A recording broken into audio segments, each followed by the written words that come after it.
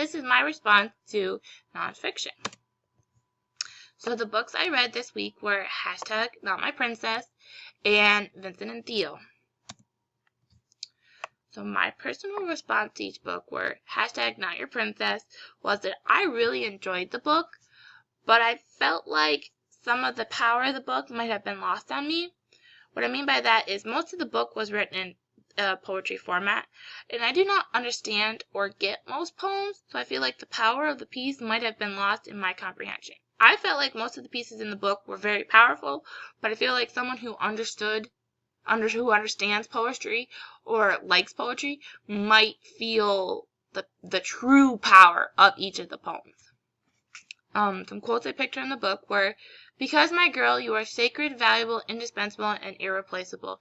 This is what needs to be said, needs to be shown, and needs to be told." I felt like this was just a quote that was like empowering women, and I felt like it could also be used for boys as well, that both girls and boys need to be encouraged and empowered early on in life to show them that they are valued, that they're important, and to build their self-esteem. Another one is, "It bugs me in when people would say how all the blonde-haired, blue-eyed girls are the prettiest girls in school. It makes me feel that people don't see me as beautiful." I like this quote because I found that it was true, and I think that the standard for beauty needs to be redefined to fit everyone. Everyone should feel beautiful in their own skin. Everyone should be seen as beautiful. That just because you don't look like the normal person or the standard person, you still can be beautiful. For Vincent and Theo, I enjoy sport nonfiction books. I like reading about my favorite sports player. And one of my favorite books is actually a nonfiction book about the 1980 Olympics. However, I have not really any interest in famous painters, so I was really uncertain about reading this book to start off with. However, the book was better than I thought it was going to be. I felt like the information in each chapter was repeated throughout the whole book. And what I mean by that is I felt like it was a fight between the brothers. Vincent paints. Theo struggles with aspects of life, either personal or professional. Vincent deals with mental health issues and difficult family dynamics in each chapter, just said in a different way. I felt like each chapter had the same information that they were trying to tell the reader, just in a different way, which to me was like, okay, I've heard this information before. I got this information. Can I get some new information? Can I get a little more interest into the book? Which I felt like that really diminished my interest in the book because I felt like it was just a repeat of the same information. Some quotes that I picked from the book were, "When an artist paints over an image, the first painting is once gone forever, never to reappear. But the portrait of the first Vincent will become more and more visible as living Vincent grows up." Picked this quote because it was mind-boggling to me that the family named their second child Vincent after their first child, who had died, was named Vincent. To me, that was just crazy. Once you have a child that's named Vincent and he's died, you should name the second child something different. It was crazy to me, and it was no wonder that Vincent didn't live up to his family's expectations, because they had the expectations of the first Vincent. It was like, no wonder. It was like that he was seen as something, because the family didn't see Vincent for Vincent. They saw the baby Vincent that died. And then my next one is, they read about the phenomena of stimulus contrast of colors, about complementary colors. Complementary colors, the brothers read, when they are placed next to each other, reinforce each other. They make each other stronger. I like this quote because I really like mixing colors or dealing with colors. But in this part of the story, I felt like this was talking about the brothers. But in my opinion, I don't really think the brothers are complementary to each other or make each other stronger. I think, and for most of the book, that they brought each other down, or they diminished each other in some way or another. So the value and the appeal of this genre for #NotYourPrincess was that it opened students' eyes about stereotypes, inequality, and history through many different forms. The appeal of this book is the way it is written and the images that go along with each piece. the images are almost as powerful as the words that correspond with them. I got more from the images than the words in most cases, and I feel like most cases I went to look at the picture before I went to the words, and just to gain a better understanding, a better comprehension of what was trying to be said in the piece. This book also explained historical events such as Trail of Tears, the Standing Rock protests, women inequality, and violence against women through easy-to-comprehend informational pieces. The voices of the women were shared through many different forms.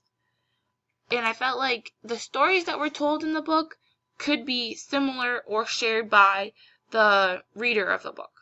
And they also had a section about famous people who were Native Americans, and I feel like readers could look up to them and realize that they overcame their struggles to become successful or to do what they wanted to do in life.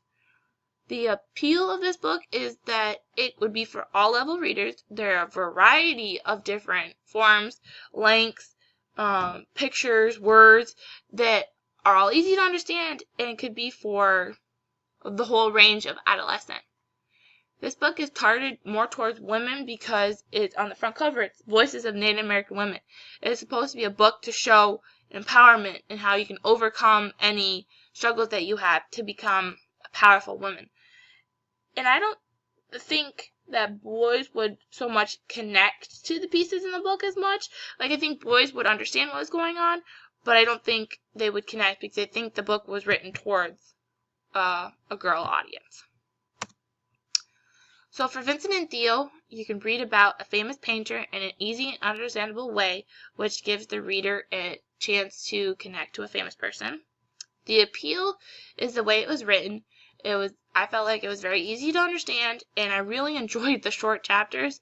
I felt like the short chapters made me feel like I was accomplishing something in such a long book, because all of a sudden I'd look and I'm at chapter 50, and I'm like, yes, I've read 50 chapters in this book. And it helped me get through the 400 pages of the book. I feel like this could be for all levels of reader in a higher grade or college. For what I mean by this is I feel like this book, I would never use this book in like a 5th, 6th, probably never 7th, 8th grade class. I feel like it should be for 10th, 11th, 12th grade in high school or in college. I feel like that's really the age range of the book.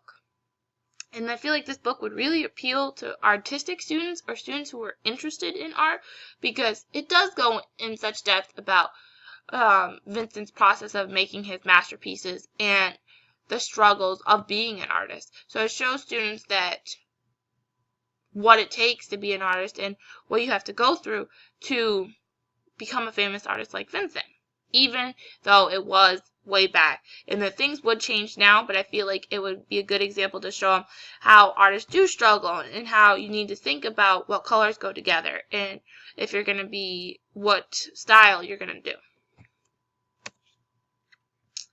So the literacy promoting benefits for #NotYourPrincess is that you can examine the structure of poetry. You can examine the images to understand how they tell the story. For this one, you could look at the images and try to figure out, what are they trying to tell me? And then, so once you have an idea of that, then you can read the piece and see if your ideas match up. Or you can read the work, the piece of informational text, you can read that and then try to figure out how the image relates to the piece. It helps students understand each other. With this, it would help students get the fact that students are different, that students are, no matter what you are, no matter what race, religion, everyone is going to have go through some sort of thing in life, and that you need to understand and try to comprehend each other's feelings before you do something. One literacy idea that was in the book was writing a letter to self in either the past or future. The idea came about because it was done in the book. It was my personal favorite. So what this was, it was Dear Past Self, and it was just advice that she was giving to her past self that she wished she knew back then. And this assignment, I felt like, depending on what age range you were doing, like if you're doing older students, you could do Dear Past Self and of what you wished they knew. Or if you were doing it with younger students, you could do Dear Future Self, what you hope to accomplish and what you hope to get through in the future. For Vincent and Theo, you can examine an image or make their own illustration and have a discussion based on the feelings. So with that, you can have discussions about what colors to use for mood or feelings, or how does your mood or emotion influence your writing. This book I also feel like would be a great use in other classrooms besides English, specifically art and history class. This book would be great in art because it shows the struggles and artistic process that is described throughout the book about a famous painter.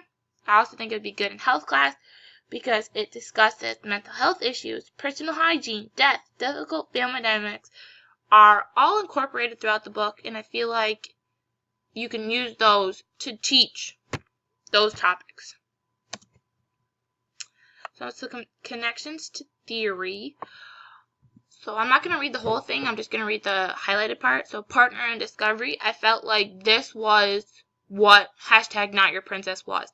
That the way the author did all the different formats in the book, she wanted you, the reader, to discover. She was leaving what you took away from the book up to you. So it is nonfiction that engages a group enough to talk. With this one, I felt like it could be both of them, but specifically in Vincent and Theo, I thought a lot of the aspects of the book could be used for discussion. So talking about mental health. How did Vincent's mental health affect his personal life? How did it affect his professional life? Students can explore a broad range of topics or examine a single topic in depth. I felt like this could be both books. You can examine the events that are taking place in #NotYourPrincess, or you can examine the life of Vincent and Theo. And then superficial level of finding information. With this one, I felt like both books aren't that. Both books you could use to talk about different events that happened in life and get the same information you would get from an encyclopedia. Thank you for watching!